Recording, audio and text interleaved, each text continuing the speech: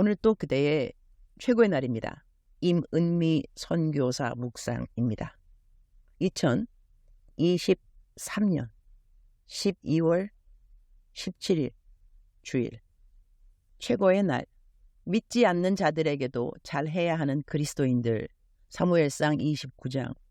어디를 가더라도 하나님이 보내시는 곳에서의 머무름은 소중한데 애틀랜타에 와서 내 개인적으로 참 소중한 시간은 딸 수진이와 멘토링하는 시간이라고 하겠다. 딸과의 엄마의 이야기이기도 하지만 이제는 둘 다 사역을 하는 사역자들인지라 사역 이야기도 하게 된다. 그러니 당연 선배 사역자인 내가 후배 사역자인 수진에게 여러 가지 질문을 답해 줄 수가 있는 것이다. 둘이 앉으면 하나님 이야기가 대부분인 우리. 그만큼 딸인 수진이도 하나님을 가까이 하고 싶어하고 엄마인 나도 하나님을 가까이 하고 싶어하는 갈망이 큰지라 우리가 배워가는 하나님에 대하여 둘이 다 할 말이 많다. 둘이서 하는 사역은 다른지라 사역하는 방법도 사역하는 대상도 다르지만 우리가 만나는 사람들에게 하나님을 가까이 하게 하고자 하는 사역의 목표는 동일하다. 나는 이전부터 내 딸에 대하여 기도한 기도 제목이 있다. 주님, 내 딸은 적어도 엄마인 나보다 하나님을 배는 더 사랑하게 해주시고 하나님이 저를 사용하시는 것보다 배는 더 내 딸이 주님께 사용받기를 원합니다.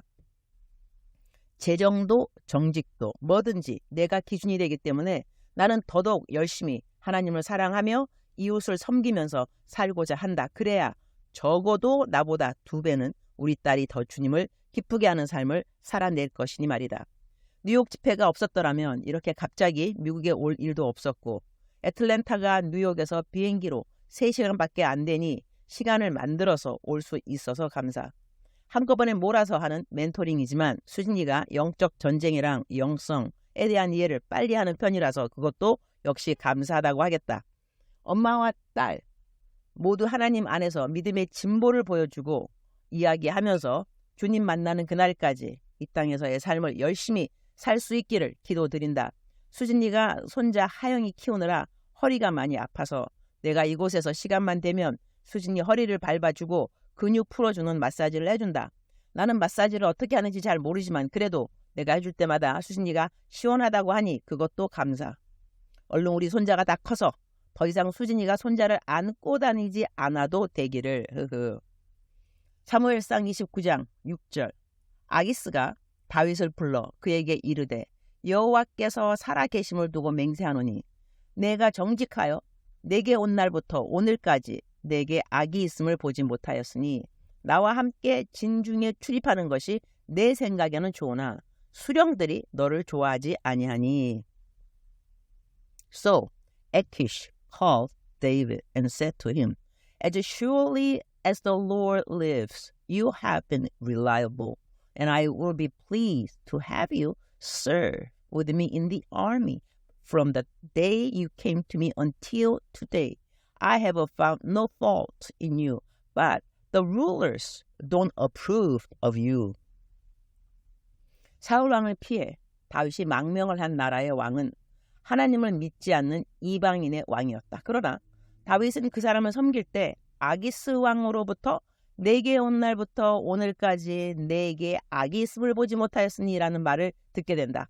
이러한 성경 구절을 대하게 되면 우리 예수님 믿는 사람들이 회사에서 예수님 안 믿는 상사를 어떻게 대해야 하는가 하는 사회법을 배우게 되는 것 같다. 얼마 전 나는 식당을 경영하는 어느 사람을 만나서 식당에 오는 사람들에 대한 이야기를 들었다. 이 식당은 주일에도 오픈을 하는 패밀리 뷔페 식당이다. 많은 손님들이 교회 예배를 마치고 이 식당에 와서 성도의 교제를 한다고 한다. 그러니 그들의 대화에는 하나님을 찬양합니다. 이런 말들이 아주 자연스러우니 식당에서 일하는 사람들은 이 사람들이 교회 예배 마치고 온 교인들인 것을 안다고 한다. 그런데 이 교인들이 식당에 오면 음식은 과식을 해서 많이 남기고 그리고 불평도 참 많다고 한다. 그래서 식당에서 일하는 종업원들은 주일날 교회 마치고 식당에 오는 교인들에 대하여 좋은 생각을 갖고 있지 않다고 한다. 그런데 그곳에 다른 이단 종교를 다니는 사람들이 오기도 한다는 것이다. 그 사람들은 뷔페인 음식을 과식하지 않고 예의가 정말 빤듯하다고 한다. 식당을 경영하면서 보게 되는 손님들의 여러 가지 카테고리가 우리가 갖고 있는 종교들과 과연 어떤 관계를 갖고 있는 것일까? 식당을 경영하는 그분이 나에게 고용주와 고용인에 대한 많은 이야기를 해주었다. 식당에서 어떤 종업원들은 시간만 나면 개인 일을 하는 사람들이 있다고 한다. 월급 주는 것이 아까운 사람들이라고 한다. 그러나 어떤 사람은 식당에 손님이 없으면 개인 일을 하거나 다른 사람들하고 수다하기보다는 일을 찾아서 하는 사람들이 있는데 그런 사람들은 월급을 암만 많이 줘도 전혀 아깝지가 않다고 한다. 나도 설교할 때 하는 말들이 있다. 직장에서 큐티하지 말라고 나는 말한다. 직장에서 시간이 많이 난다고 성경 읽는 것도 하지 말라고 나는 말한다. 직장에서 큐티를 하려면 직장 근무 시간보다 더 일찍 출근해서 큐티를 먼저 하는 것은 칭찬할 만한 일이라고 나는 생각한다. 그런데 왜 근무 시간에 고용주가 나에게 일을 하라고 월급을 주는 그 시간에 직장에서 할 일이 없다고 성경을 읽고 있는 것일까? 직장에서는 직장일에 최선을 다해야 한다고 나는 설교한다. 직장일이 한가로우면 구석구석 청소를 할 곳을 좀 찾아보는 것은 어떨까 한다. 그리고 직장에서 사용하는 사무용품들은 집으로 갖고 와서는 안 된다고 나는 생각한다. 직장 상사가 허락을 한다면 모르지만 말이다. 이거 다 일반 상식 아닌가? 나는 언제인가 아주 큰 교회에 큐티 세미나를 하러 간 적이 있다. 강의 시간보다 일찍 도착했기에 그 교회에 있는 기도실에 들어갔다. 기도를 좀 더 하고 강의하러 가려고 말이다. 기도실 들어갔는데 코푼 휴지가 바닥에 있었고 현미차를 기도하면서 마셨는지 먹다 남은 현미차 티백과 남은 차가 일회용 컵 안에 있었던 것 같다. 지금 정확하게 기억은 나지 않는다. 그것을 보면서 왜 기도하러 온 거룩한 성도님이 기도실 하나 제대로 자기가 사용한 이후에 치우고 가지 못할까? 그런 생각을 했다. 그래서 그 교회에서 큐티 세미나 다 마친 후에 퀴즈 하나를 냈다. 일반 상식의 예의를 잘 지키는 사람인데 매일 큐티하지 않는 사람하고 큐티는 매일 잘 하는데 일반 상식의 예의를 지키지 못하는 사람이 있다면 그대는 둘 중에서 누가 더 경건한 사람이라고 생각하시나요? 내가 그분들에게 준 답은 오늘 묵상을 읽는 분들의 상상에 맡기기로 한다. 나는 택시기사님들을 많이 전도하는데 교회 다니다가 교회를 안 다니신다는 분들의 대부분 이유는 교인들이 그야말로 일반 상식을 지키지 않는 분들이 교회에 많이 있어서라는 것이다. 오늘 묵상 말씀을 보면 아기스 왕에게 망명을 가 있는 다윗은 아기스 왕 보기에 흠이 없는 그런 태도를 아기스 왕과 함께 있는 시간에 보여준 것을 볼 수 있다. 우리가 만나는 사람들이 예수님을 안 믿는 사람들이라면 우리는 더더욱 세상에 하나님 안 믿는 사람들이 지키는 공중도덕과 법과 질서를 잘 지켜 행하는 것이 필요하다고 하겠다. 주님, 오늘 또 최고의 날입니다. 오늘은 묵상을 하면서 신약의 어떤 성경 구절이 떠오르네요. 주님이 다 아시겠지만 제가 한번 옮겨와 볼게요. 우리말 번역 성경 에베소서 6장 5절 이하. 종들이여 육신의 주인에게 순종하기를 두려움과 떨림과 성실한 마음으로 죽게 하듯 하십시오. 사람을 즐겁게 하는 사람들처럼 눈가림만 하지 말고 그리스도의 종들처럼 마음으로 하나님의 뜻을 행하고 성실히 섬기되 주를 섬기듯 하고 사람에게 하듯 하지 마십시오.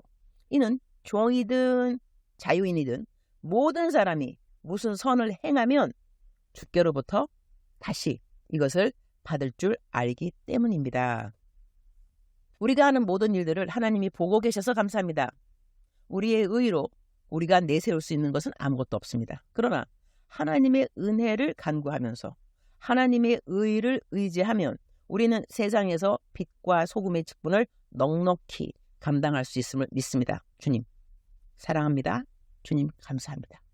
오늘 또 우리 주님 저를 보시면서 하루 종일 기쁘시면 참 좋겠습니다.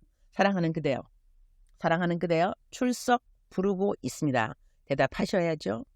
사랑하는 내 딸아, 사랑하는 내 아들아, 이렇게 하나님은 오늘 또 한결같이 그대를 사랑하는 마음, 변치 않으신 그 마음으로 그대를 불러주십니다. 하나님께 혹시 섭섭하거나 하나님이 글쎄 섭섭하다는 표현보다 조금 더한 표현은 뭐가 있을까요? 억울하거나 화가 났다거나 하여튼 우리가 우리의 상황 때문에 하나님을 향하여서 불편한 그러한 감정이 있는 그대가 혹시 있단다면 오늘 꼭 그 감정을 푸시기 바랍니다. 하나님 그대를 벌하지 않습니다. 우리가 죄를 남만 지어도 항상 경책지 아니하시는 하나님이라고 성경은 말씀합니다. 항상 경책지 아니하신다는 것은 죄를 찾을 때마다 우리를 꾸짖는 하나님이 아니라는 것입니다. 하나님은 악인이라도 멸망당하는 거 원치 않으십니다. 하나님께서 원하시는 것은 하나님과 그대의 평화로운 관계입니다. 사랑하는 그대요. 오늘 하나님한테 화난 거 있으면, 오해하는 거 있으면 풀으시기 바랍니다. 하나님과의 평강을 잃어버리는 것처럼 우리 인생에 슬픈 것은 없습니다. 가장 슬픈 것은 하나님을 떠나는 일입니다. 하나님께 화가 나서 하나님께 등을 돌리는 일처럼 우리 인생에 가장 비참한 일은 없습니다. 사랑하는 그대요. 하나님께서 그대를 기다리십니다. 돌아오시기 바랍니다. 하나님께서 해결하여 주실 것입니다. 하나님의 방법으로, 하나님의 사람들을 통하여서 하나님의 시간에, 그런 하나님을 기대하시려면 하나님 안에 있으셔야 되겠죠. 사랑하는 그대여, 사랑합니다. 사랑하는 그대여, 축복합니다. 오늘 또 그대의 최고의 날입니다.